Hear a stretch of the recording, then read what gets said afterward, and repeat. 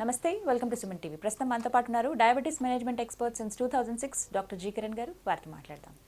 నమస్కారం డాక్టర్ గారు. నమస్తే మేడం. ఎస్, వార్తల్లో వస్తున్న కొన్ని కథనాలు ప్రత్యేకించి ఆరోగ్యంపై వచ్చినప్పుడు భయం వేస్తుంది. అంటే ఆ రివ్యూస్ కావచ్చు, వాటి మీద రీసెర్చ్లుగా నిర్వహించినప్పుడు అందులోనూ మనం విస్తుపోయే నిజాలు తెలిస్తే అది ఇంకాస్త భయానికి గురవుతాం. అందులోనూ క్యాన్సర్ గురించి రకరకాల వార్తలు మనం వింటూ ఉంటాం. ప్రత్యేకించి రొమ్ము క్యాన్సర్ బారిన పడి చాలామంది చనిపోతున్నారనో, ఆ ఎఫెక్ట్ని తట్టుకోలేక డిప్రెషన్లోకి వెళ్ళిపోతున్నారో అని వింటూ ఉన్నాం సార్.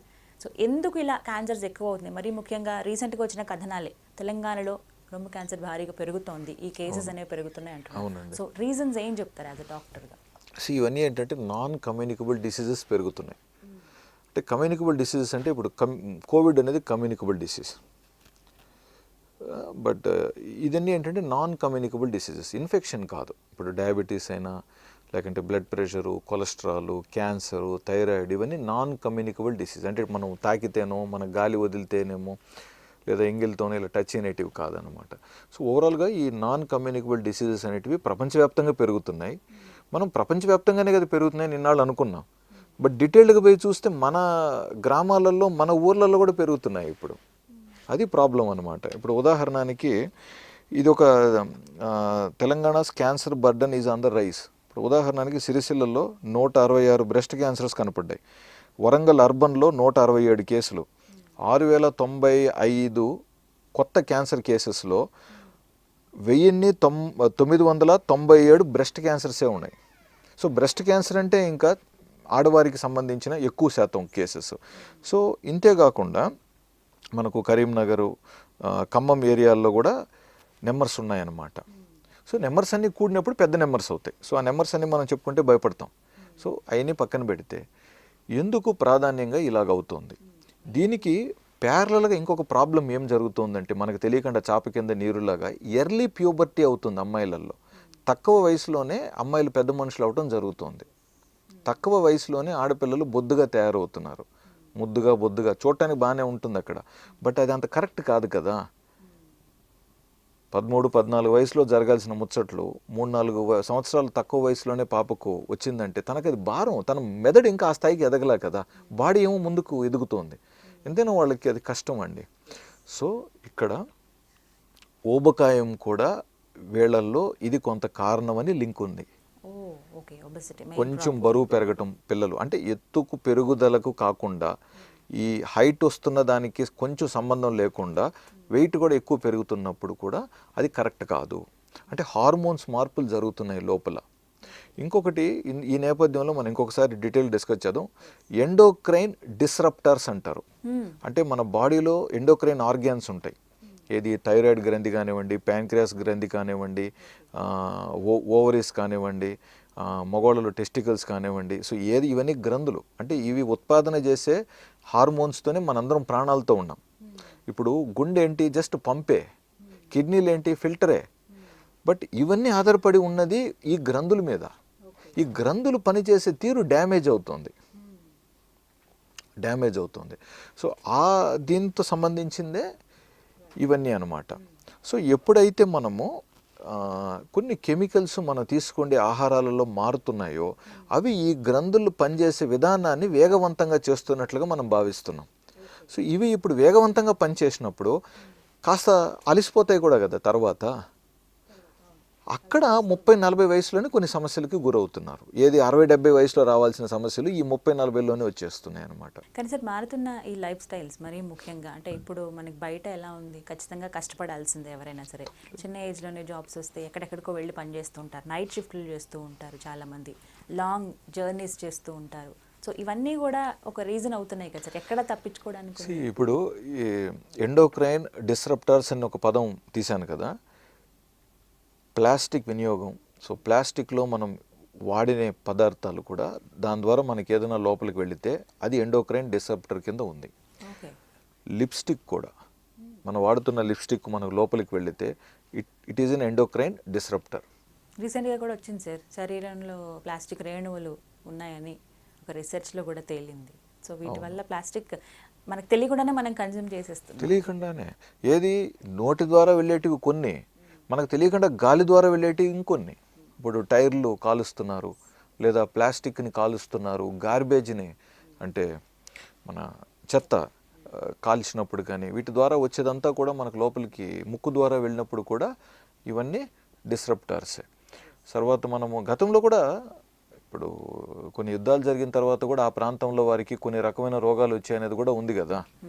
ఇప్పుడు సెకండ్ వరల్డ్ వార్ తర్వాత మనకి హిరోషిమా బాంబు కావచ్చు, లేకనా ఉంటే ఉక్రెయిన్లో అప్పుడు చెర్నోబిల్ అనుకోకుండా న్యూక్లియర్ ప్లాంట్ పేలినప్పుడు ఆ ఏరియా ఊరు మొత్తం ఖాళీ చేయించేశారు కదా. అయినా ఆ ప్రజలు కొన్ని ప్రాంతాలకు వెళ్ళినప్పటికీ అక్కడ ఆ ప్రాబ్లమ్స్ చూశారు. తర్వాత ఈ ప్రాంతం నుంచి అప్పుడు గాలి పైకి వెళ్ళి దాదాపు పైన అది 500-600 కిలోమీటర్ల వరకు కూడా అది ఇబ్బంది పెట్టింది. ఈవెన్ నార్త్ యూరోప్లో కూడా రేడియేషన్ లెవెల్స్ పెరిగినట్టుగా కూడా అప్పట్లో రికార్డ్ అయ్యింది. కింద ఉక్రెయిన్, పైన ఫిన్లాండ్, అక్కడికి కూడా వెళ్ళినాయంట ఆ మేఘాలల్లో ఈ రేడియేషన్ పార్టికల్స్. సో మనకి ఇవన్నీ కంటికి కనపడినటువండి. మనము ఎంతసేపు కంటికి కనపడిన ఈ చిన్న ధూళి మట్టి అని భావిస్తున్నాం మనం. బట్ మనకు కంటికి కనపడినవి ఎన్నో మనకు లోపలికి పోతున్నాయి. ఇప్పుడు ఉదాహరణకి కింద మనం ఇన్ఫెక్షన్స్ ఉండకూడదని డిస్ఇన్ఫెక్షన్స్ని మనం వాడుకుంటున్నాం. ఇప్పుడు నేను పేర్లు చెప్పదలుచుకోలేదు. అవి 2 స్పూన్లు నీళ్ళల్లో కలిపి మనం ఇంటి టైల్స్ అన్నిటిని వాటితో శుభ్రపరిస్తే ఆ కిందంతా ఎటువంటి క్రిములు లేకుండా పూర్తిగా చనిపోతున్నాయని యాడ్ వస్తుంది. అది కెమికల్. అది ఇప్పుడు చిన్న పిల్లవాడు ఆ కింద పడింది తీసుకొని తిన్నప్పుడు ఎంతో ఒక చిన్న మైక్రో పార్టికల్ ఆ కెమికల్ మన బాడీలోకి పోతుంది కదా.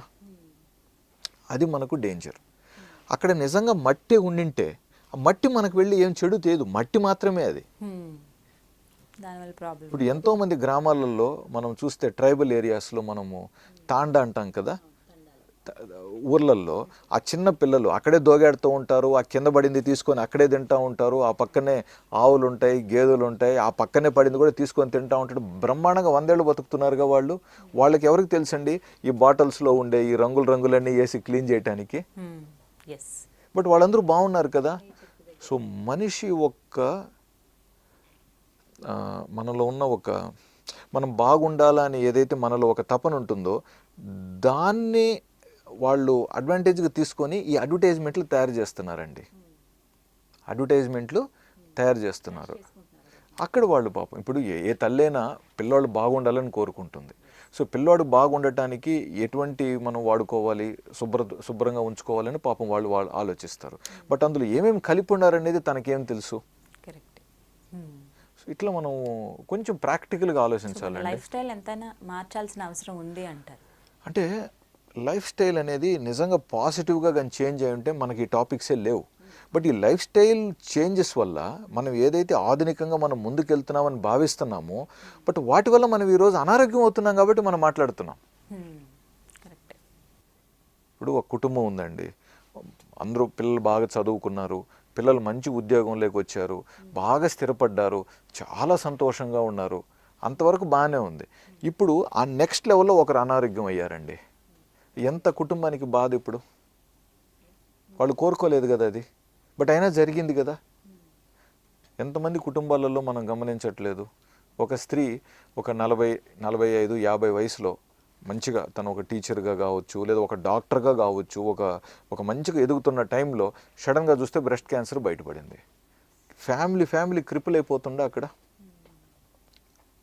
సో ప్రతిదీ ఇది నాది కాదు అని తోసేయకుండా ప్రతిదీ కూడా ఒక కామన్ మ్యాన్ రెస్పాన్సిబిలిటీగా మనం భావించి ఎక్కడ ప్లాస్టిక్వి వాడాలి, ఎక్కడ వాడుకోకూడదు.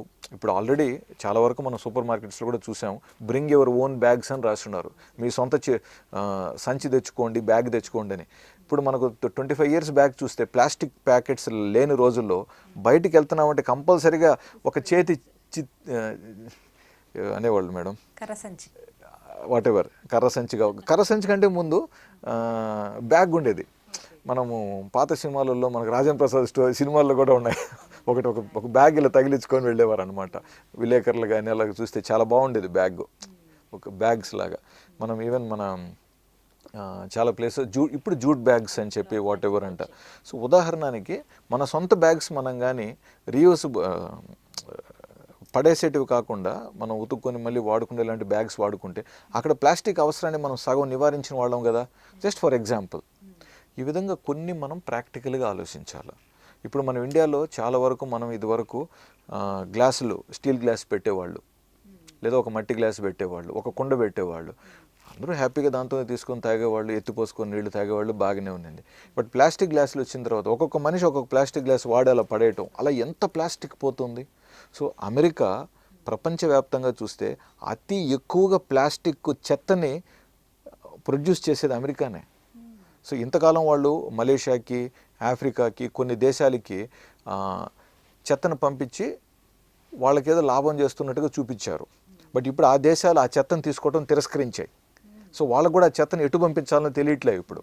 రీసైక్లింగ్ ప్రాసెస్లు చాలా వచ్చేసాయి సార్, ఇంకా అది బేస్ చేసుకునే. రైట్. సో ఈ విధంగా లైఫ్ స్టైల్ కొంచెం మారాలంటే మన చేతుల్లోనే ఉంది ఏదైనా సరే కంట్రోలబుల్ అనేది. అవునండి, అప్రమత్తంగా ఉండాలి, కొంచెం బాధ్యతగా మనం ఉండాలి. మనం ఏం చేస్తున్నాం, ఎందుకు చేస్తున్నాం, ఏం తింటున్నాం, ఎందుకు తింటున్నాం, మన శారీరక శ్రమ ఏంటి, ఇట్లా కొంచెం చిన్న చిన్న విషయాలు ఆలోచించుకుంటే ఇంకా మిగతాది ఆ భగవంతుడి దయ మనం. రైట్ డాక్టర్ గారు, థ్యాంక్ యూ సో మచ్ అండి. నమస్తే.